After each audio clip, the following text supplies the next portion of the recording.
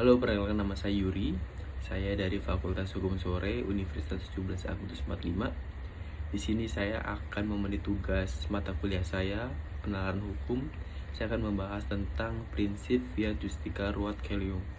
Fiat Justica Ruat Caelum, keadilan harus ditegakkan meskipun langit akan runtuh. Maksudnya keadilan harus dijadikan prioritas di atas kepentingan apapun, baik itu kepentingan politik, sosial, ekonomi, dan kepentingan lainnya. Prinsip ini sangat erat kaitannya dengan integritas moral yang harus dijunjung tinggi oleh para penegak hukum, khususnya pelaku keadilan yaitu hakim.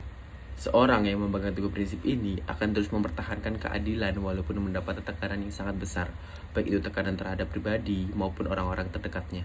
Dengan memegang teguh prinsip-prinsip ini berimplikasi pada meningkatnya rasa kepercayaan masyarakat terhadap para hakim yang memutus perkara, sehingga tidak ada lagi cacian atau maki dari masyarakat terhadap putusan hakim, dan juga putusan yang dijatuhkan akan dipandang sebagai putusan yang berkeadilan bagi masyarakat, bukan lagi sebagai putusan syarat akan kepentingan pribadi ataupun golongan.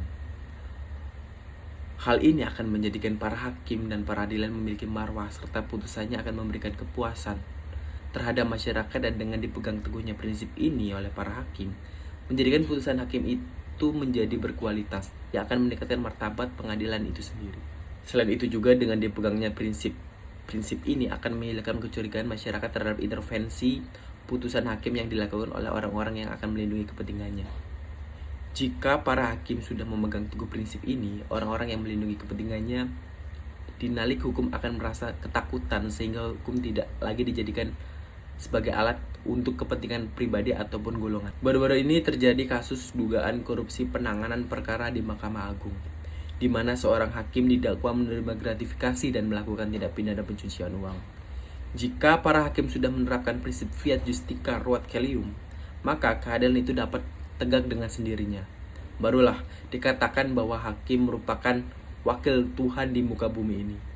Harapannya ini semua bisa menjadi catatan agar penegak hukum di Indonesia dapat dilakukan dengan baik dan tetap mengutamakan prinsip keadilan, di mana keadilan ditempatkan di hierarki paling atas.